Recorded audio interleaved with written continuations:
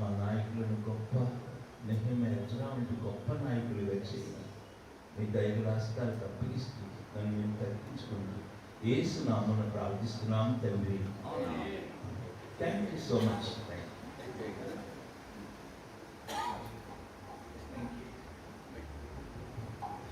అలాగే మన మధ్యలో కలెక్టర్ గారు శ్రీ విజయ్ కుమార్ గారు వారి యొక్క సందేశం అందిస్తారు. అందరూ గట్టిగా చప్పట్లు కొడుతూ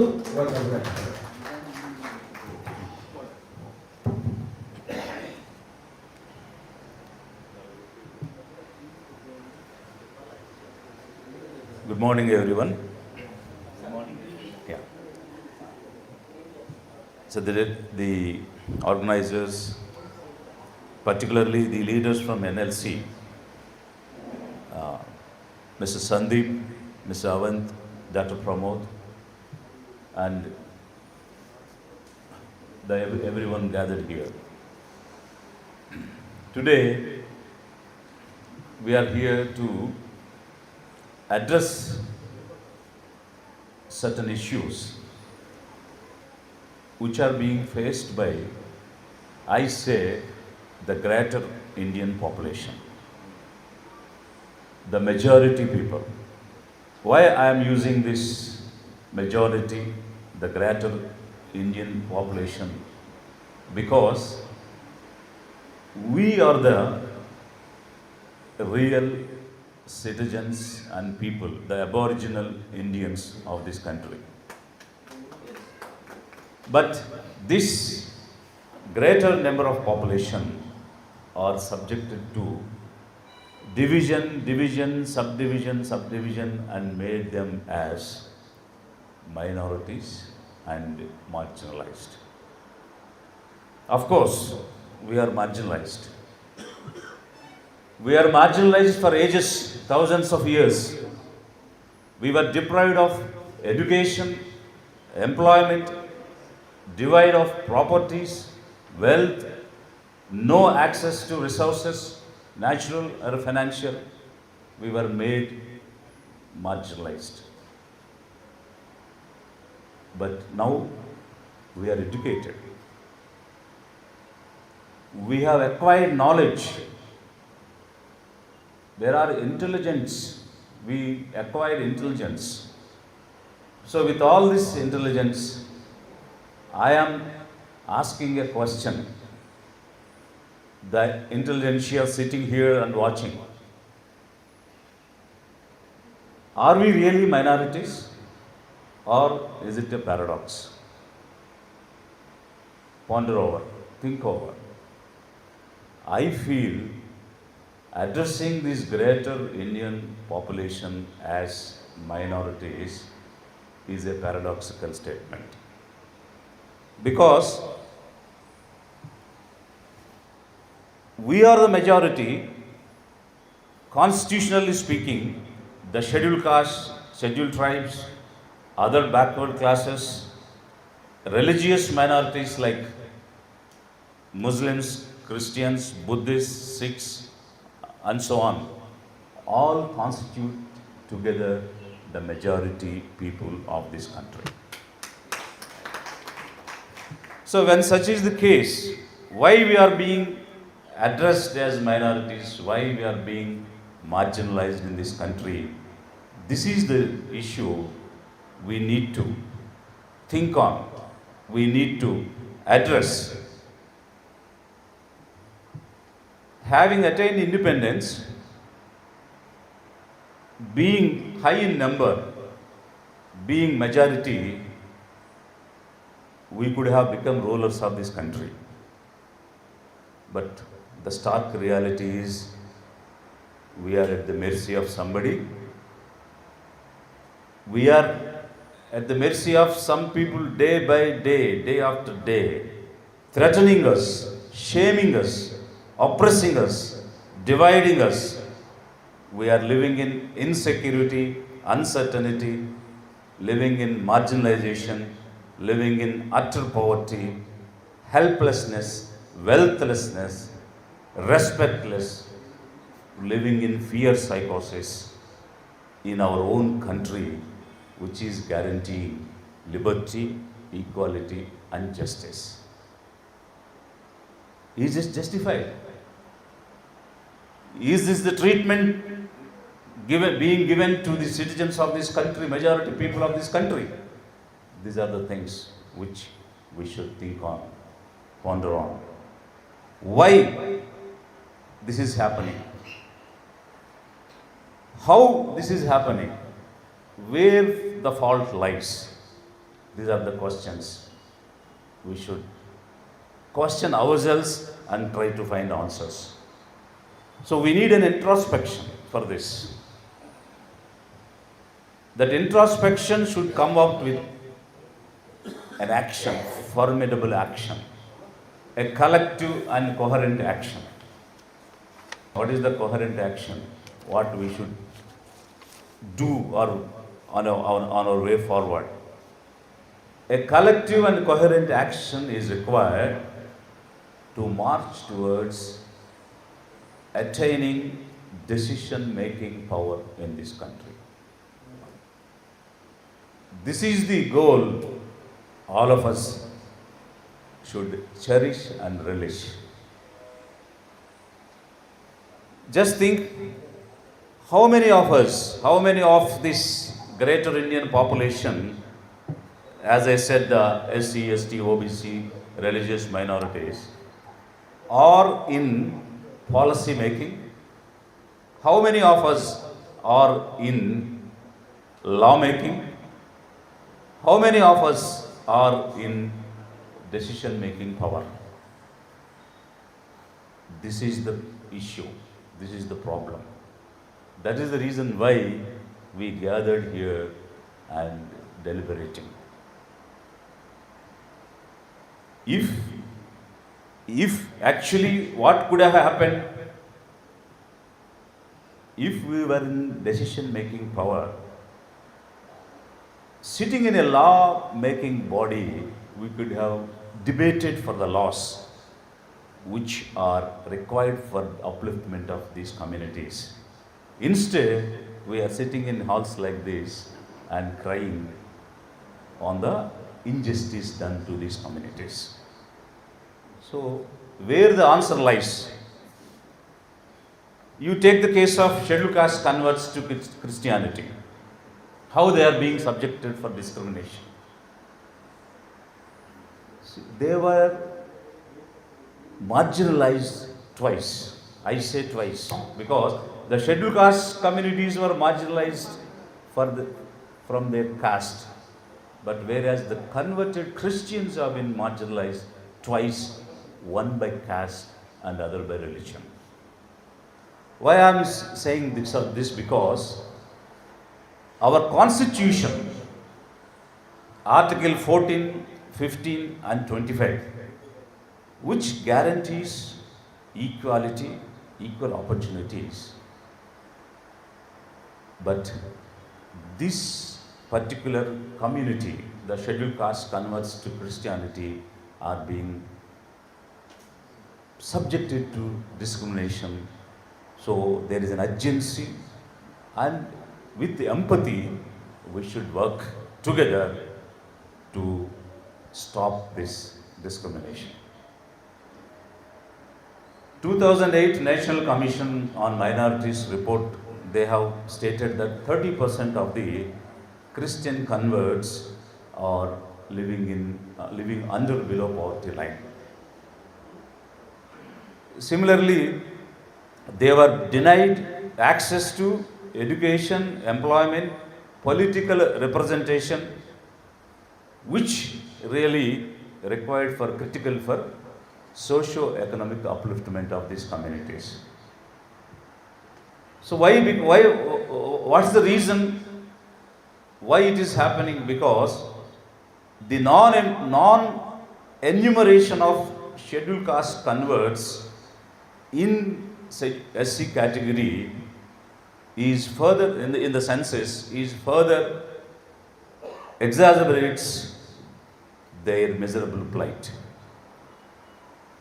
So without official recognition,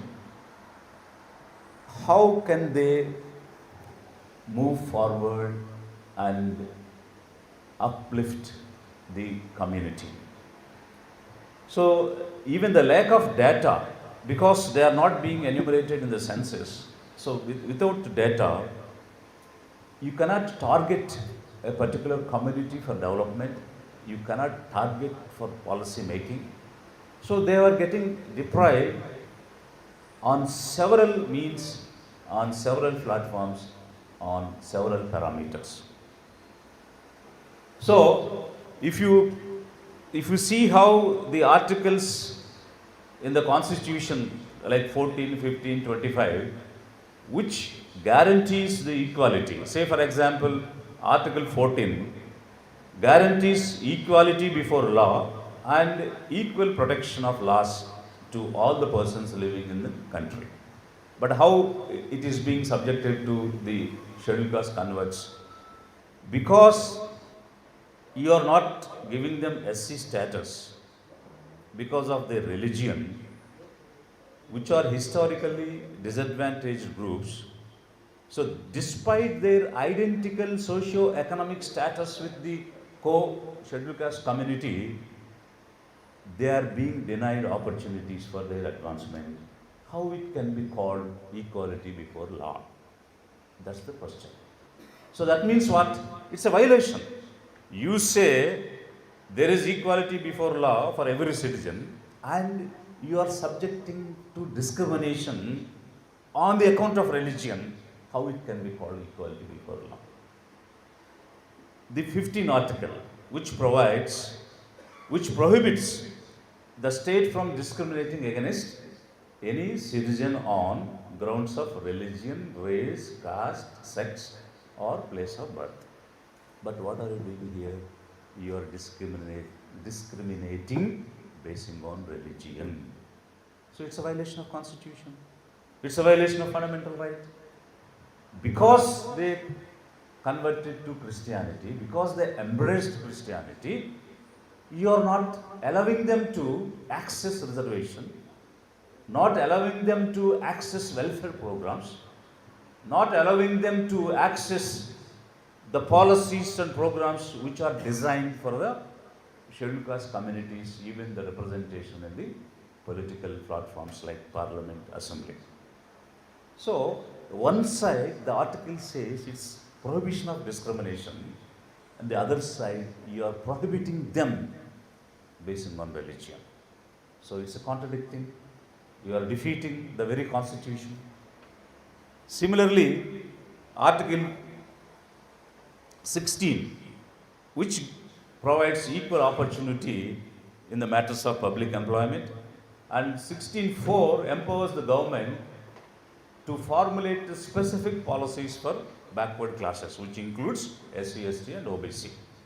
But nothing has been done exclusively for this SC Christian community.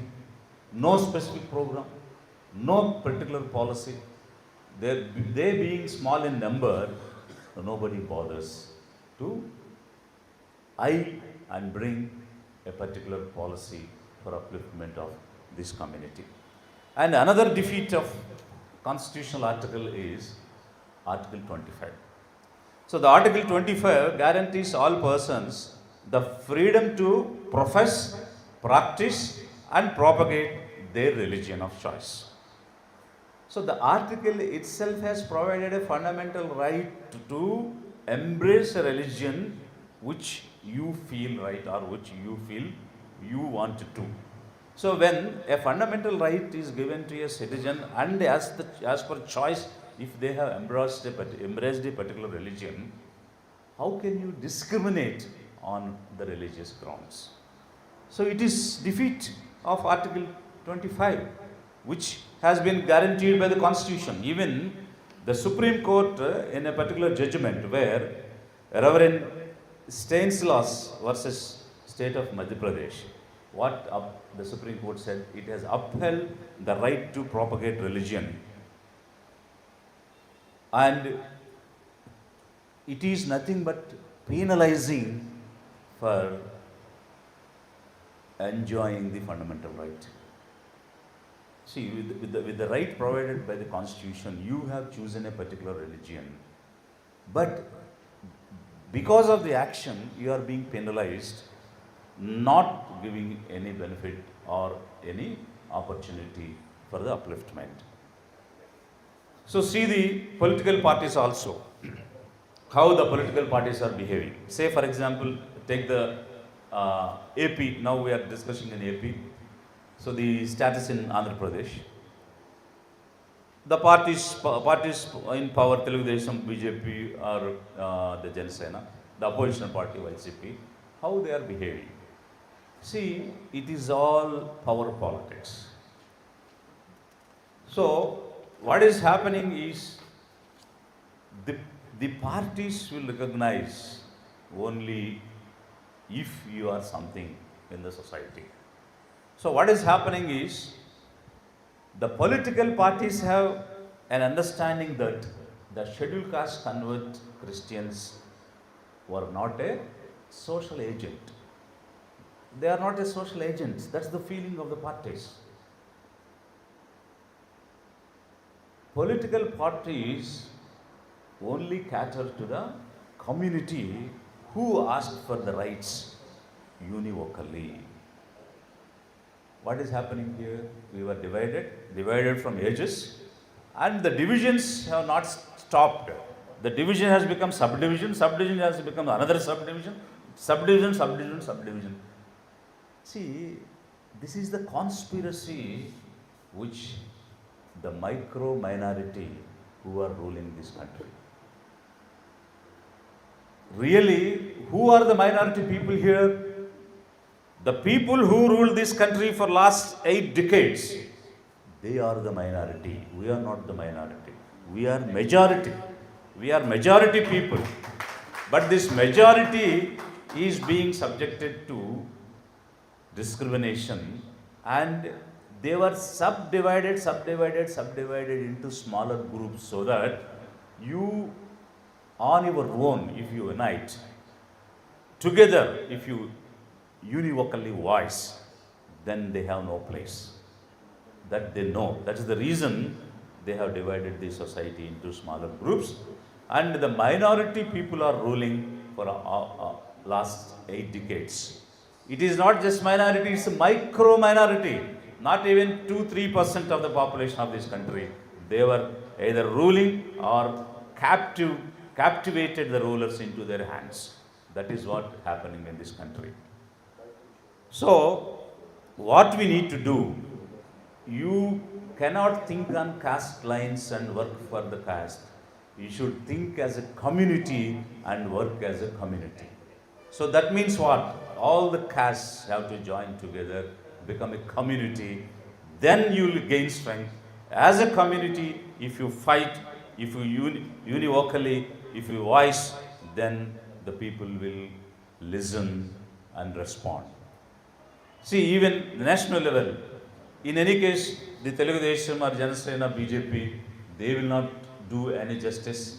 They won't promote these kinds of communities. They were against. For that matter, the Indian National Congress. So even the Congress was silent. All these years, 5 years of independence, what the Congress have done? Nothing. It was silent. Even when a Christian person heading the party, they couldn't do. See, why there should be a discrimination when the Buddhists enjoying the scheduled caste benefit, when Sikhs enjoying the scheduled caste benefit, why the Christians were discriminated? There is an argument saying, in Christianity there is no caste. Agreed. But the converts from Hindu, scheduled caste converts from Hindu, converted to Christianity. So one side you are accepting there is a discrimination, there is a caste system in Hindu system. And the other side you are saying once you get converted, you are not subjected for discrimination. Is it so? If that is the case, in 1991 or so, when VP Singh was the Prime Minister, he has allowed neo-Buddhists and given the status of scheduled caste for the Buddhists. So even in Buddhism there is no caste system. When Buddhists, where no caste system is there, were given a status of scheduled caste. Why not Christians? There also there is no caste system. See, the Sachar committee and Ranganath Mishra commission, they have given a report saying that the people, even after conversion, are subjected to discrimination. That's what the official committees and commissions appointed by the government are reporting the factual situation in the ground. So this is the case. I gave an example of scheduled caste converts today, but if you go to other communities, scheduled tribes, other backward classes, religious minorities, everybody is facing one or other kind of discrimination, and the political parties which are in power or which are in opposition, no way they have time to lend a ear to the plight of these communities. So what is the need today? What is the urgency today? What is the action required today is we have to unite and we have to come out with our own manifesto and platform. We need to have a political platform of our own.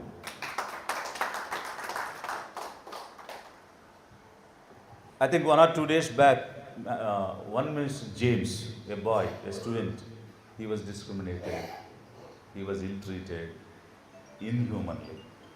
But his name is James. Can he approach the justice? Can he approach the judiciary and ask for prevention of atrocity, applying prevention of SAST atrocity case? Since his name is James, he is Christian, so this law cannot attract. That is the reply came from the administration. Okay, there are organizations fighting for the justice, it's all different. But per se as a law, these people require protection. To get protection for all these communities, we need to become vocal. We have to speak up. Otherwise, this injustice will continue.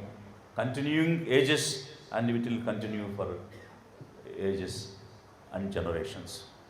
So, finally, what I would like to stress upon is the Christians, what they are feeling is, once conversion is done, the objective is achieved. It is not so. The religion is for the individual, it is for the family. But in a society when we are living, we have to take a role in the societal and political. That is the mistake has happened all these years from the Christian community side. So now it is time to take active societal and political roles. See how many of these minority communities are in constitutional position. These micro minority people, they occupy every position of power. You see judiciary, executive, legislature, even the media is owned by these micro minority people. That's where the root cause lies. That's where the problem lies. Since we couldn't occupy the positions in judiciary, the positions in legislature, the positions in executive, even the media, we were crying, weeping, and saying we are subjected to discrimination. We are yelling. Who supposed to make laws, being majority in the country? This is the paradigm. So this is the situation. So you try to understand. So what I finally say, we are greater in number, we are the majority people of this country. Mere attaining independence doesn't suffice the miseries, problems, privations faced by these communities. All will go only when we attain the real self-rule. So please aim at the self-rule. Let us strive hard, unite, collectively, coherently march towards self-rule of majority people. The majority means the majority people which comprise the scheduled caste, scheduled tribes, other backward classes, religious minorities together constitute majority. So let us strive unitedly, collectively, coherently to achieve self-rule, the self-rule of sons and daughters of the soil. Thank you. Okay, see you. I had to catch a flight. Yeah. నాకు 1 o'clock flight. లేదు చెప్పండి because I catch. ఇంతవరకు కూడా వారి యొక్క అమూల్యమైనటువంటి సందేశాన్ని మరి రెస్పెక్టెడ్ విజయ్ కుమార్ గారు ఐఏఎస్ అందించారు.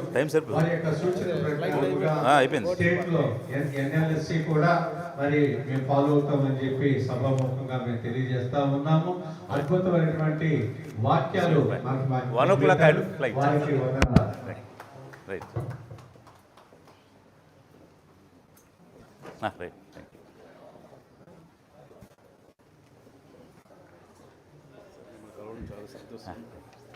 కలుద్దాం.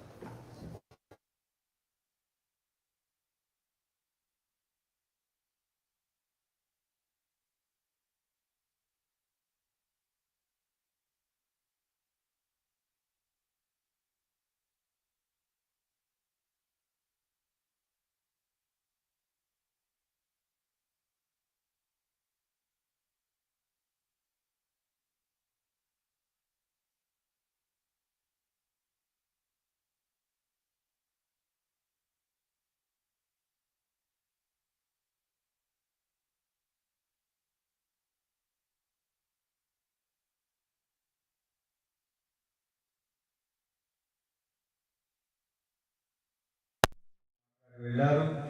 అలాగే మరి బిషప్ టీజే రాజారావు అయ్యగారు బిషప్ అయ్యగారిని డయాస్ మీదకి రావాలని ఆశయం రావాలని మనం చేస్తూ ఉన్నాము. అలాగే మరి డాక్టర్ కె బాబురావు గారు రిటైర్డ్ ఐపీఎస్ ఆఫీసర్ గారు ఉన్నారు. వారు కూడా మరి స్టేజ్ మీదకి రావాలని మనం చేస్తూ ఉన్నాము. అలాగే మరి రిటైర్డ్ ఐఏఎస్ ఆఫీసర్ గారు ఐ శాట్వేల్ ఆనంద్ కుమార్ గారిని కూడా మరి వేదిక మీదకి రావాలని మనం చేస్తూ ఉన్నాము. అలాగే మనం చూసినట్లయితే మరి డాక్టర్ బిషప్ ఎం మైకేల్ బాబు గారిని మరి వేదిక మీద రావాలని మనం చేస్తూ ఉన్నాము. మరి హైదరాబాద్ నుంచి వచ్చినటువంటి బిషప్ సెబస్టియన్ అయ్య గారిని కూడా వేదిక మీదకి రావాలని మనం చేస్తూ ఉన్నాము. అలాగే మరి బీసీ నాయకులు అయినటువంటి జక్కా శ్రీనివాస్ గారిని కూడా మరి డయాస్ మీదకి రావాలని మనం చేస్తూ ఉన్నాము. అలాగే మరి మన మధ్యలో ఉన్నటువంటి బిషప్ బాలరాజు అయ్య గారిని కూడా మరి వేదిక మీదకి రావాలని మనం చేస్తూ ఉన్నాము. అలాగే తెలంగాణ నుంచి హైదరాబాద్ వచ్చేటువంటి కేసీ సతీష్ గారిని కూడా వేదిక మీదకి రావాలని మనం చేస్తూ ఉన్నాము. కర్ణాటక నుంచి వచ్చినటువంటి మరి గిరీష్ గారు అండ్ కర్ణాటక సంకట ప్రెసిడెంట్ గారు అయినటువంటి వారిని కూడా వేదిక మీద రావాలని మనం. అలాగే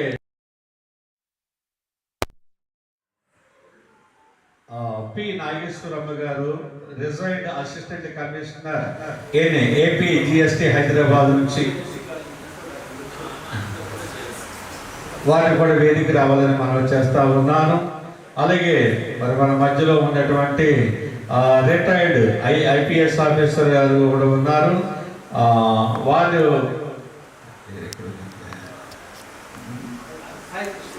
సాయి కృష్ణ గారిని దయచేసి వేదిక మీద రావాలని మనం చేస్తున్నాం.